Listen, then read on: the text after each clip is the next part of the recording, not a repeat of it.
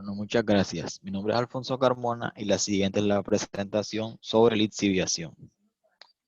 La lixiviación, también conocida como extracción sólido o líquido, consiste en la disolución de un componente o grupos de componentes que forman parte de un sólido, empleando un disolvente soluble con nuestro componente de interés, pero insoluble con el resto del soluto, al que denominamos inerte. En las industrias metalúrgicas es donde más se usan las operaciones de lixiviación. La mayoría de los minerales útiles se encuentran en forma de mezcla con grandes proporciones de componentes indeseables. Como es el caso de los metales preciosos como el oro, se extraen de sus minerales mediante un proceso de lixiviación de cianuro u ozono. En el caso del cobre, se da un proceso hidrometalúrgico mediante el cual la disolución de un elemento desde el mineral que lo contiene para ser recuperado en etapas posteriores mediante electrólisis. Para los metales relativos como el uranio se extraen mediante el proceso de lixiviación ácida. En el caso de la minería se debe ser muy cuidadoso con el proceso de lixiviación debido a que podría provocar deterioro en el medio ambiente. Para llevar a cabo el proceso de lixiviación es necesario que exista contacto del disolvente con el sólido a tratar para disolver el componente soluble. También que se dé la separación de la disolución y el resto del sólido. La disolución separada se denomina flujo superior o extracto. El flujo inferior son los sólidos inertes acompañados de la disolución retenida, la cual conocemos como refinado. Estas son las partes constituyentes de una etapa o unidad de extracción. Estos son las que constituyen una sola etapa. Para entender mejor lo que es la extracción sólido-líquido o lixiviación, podemos usar el ejemplo de la preparación de una taza de té, en la que la bolsa de té sería nuestra matriz sólida, el té verde sería la sustancia extraída y el agua caliente sería nuestra fuente de líquido. Esta sería constituyente de una sola etapa. Bueno, cuando se constituye una etapa o unidad ideal o unidad de extracción y estas reciben el nombre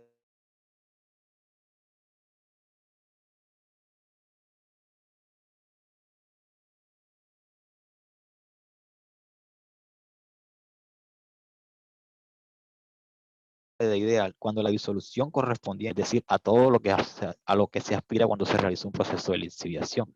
Esto es lo que se quiere, que todo el soluto se disuelva.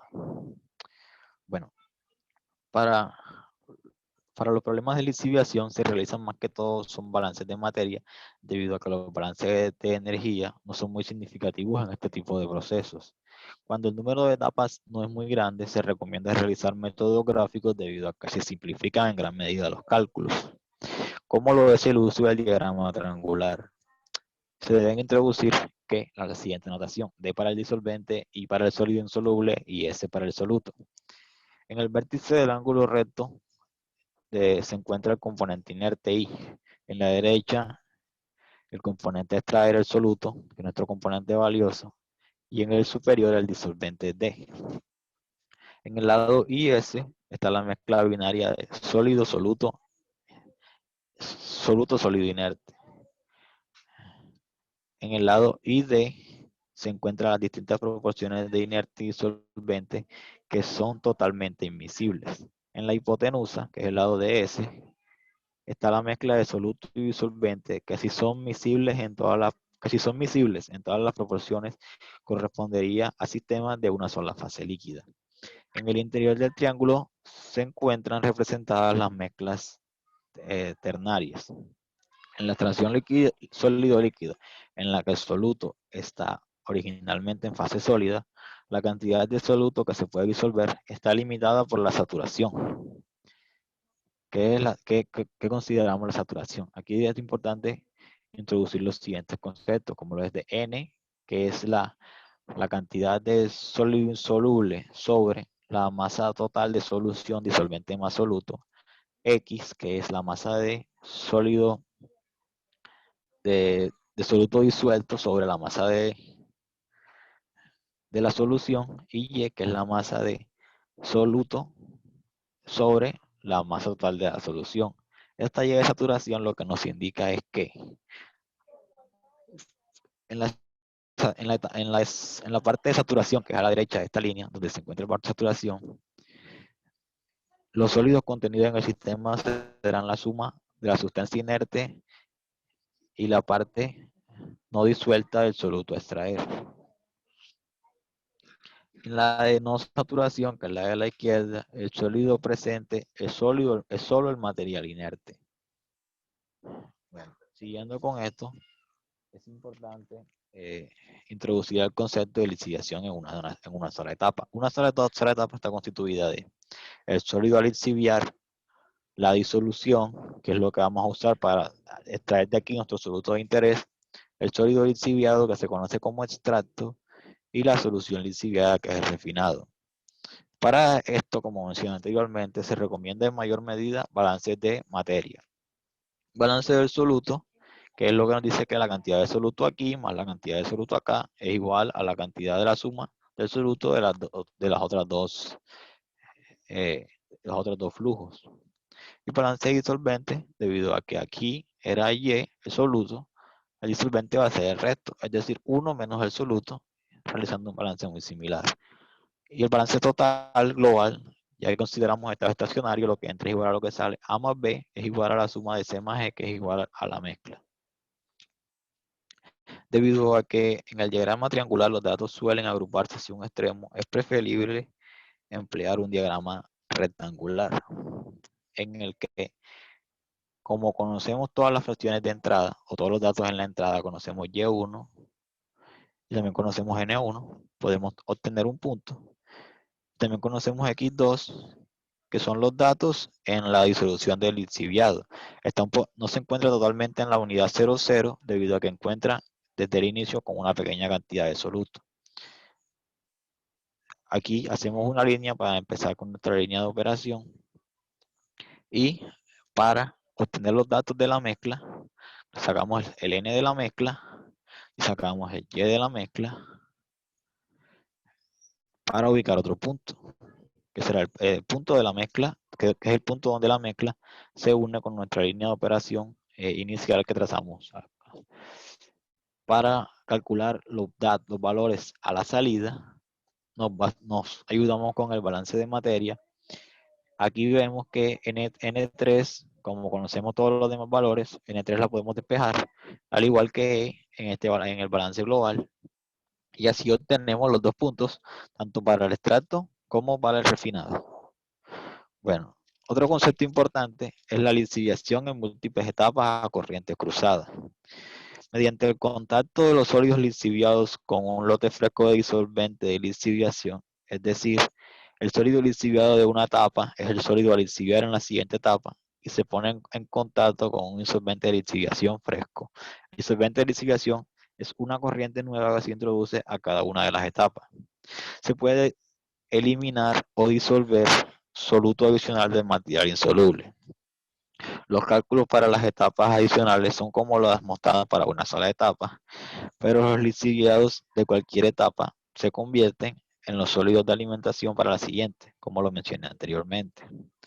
Bueno, ahora viene la lixiviación en multietapas a contracorriente. La operación necesariamente debe ser continua para que predomine el estado estacionario. Se supone que el sólido lixiviado es insoluble. Este sólido es insoluble completamente y no se pierde la solución y no se pierde con la solución lixiviada. Es decir, el proceso se encuentra completamente, el proceso debe estar en operación continua. Y este sólido es muy importante que no sea soluble con esta solución lixiviada, ya que si lo que se quiere es optimizar este proceso y se empieza a perder parte de este sólido a lixiviar, parte de ese soluto se empieza a perder con la solución lixiviada, vamos a estar dañando el proceso, por decirlo así. Bueno, y tiene partes constituyentes como la que mostramos para una sola etapa. Cada uno tiene, en cada parte tenemos un N y un Y. Para los sólidos lixiviados solamente tenemos los X, que son la masa de soluto disuelto. Bueno, aquí también realizamos un balance de energía, que en este caso primero tenemos el balance de disolvente para toda la planta. También tenemos el balance de la solución A más C, podemos calcular el N de la mezcla y el Y de la mezcla. Aquí podemos de nuevo hacer uso del diagrama rectangular, ya que conocemos a igual forma que en el ejemplo anterior, los puntos eh, en la mezcla inicial. Podemos empezar a graficar. Conocemos también el Y de la mezcla y el N de la mezcla. Y aquí un dato importante que se calcula es el delta R, que es igual a esto, que es básicamente igual a F menos R, lo que entra menos la disolución de lixiviación, y el delta R es constante a lo largo de todo el proceso. Y aquí, con esto nos podemos ayudar para calcular los diferentes E a lo largo del proceso. Bueno, tenemos el siguiente ejemplo, que es un ejemplo de varias etapas a corriente cruzada, en el que se nos da los valores iniciales de B, N y Y para el sólido lixiviado. Y con esto podemos graficar la línea de operación, como lo mostramos en la explicación anterior. Trazamos la línea de operación y después podemos encontrar el valor de E1, ya que conocemos el valor de B y el valor de N. Entonces, este caso es el soluto disuelto en el lodo. Para conocer el soluto separado solamente basta restarle la fracción a 1, ya que todo lo demás es el soluto separado. Y aquí ya tenemos el soluto separado para la siguiente etapa. En la etapa 2 partimos de este, que es nuestro R sub 0. Y con la ayuda del balance de materia calculamos M2, ya que conocemos N1 y E1 y R sub 0. E1 lo conocemos de la etapa anterior. Y ya conociendo M2, podemos calcular el NM2, que es B, que sigue siendo el mismo desde el principio, ya que es el insoluble, y E1 más R0 es la mezcla 2. Entonces aquí ya tenemos el NM2, también lo conocemos. Conociendo el NM2, podemos calcular L2, ya que tenemos el mismo B, solamente basta reemplazar aquí N1 por N2, reemplazando, y tenemos la cantidad de soluto en el lodo. Hacemos lo mismo, 1 menos la fracción de soluto en el lodo nos da la fracción de soluto separado.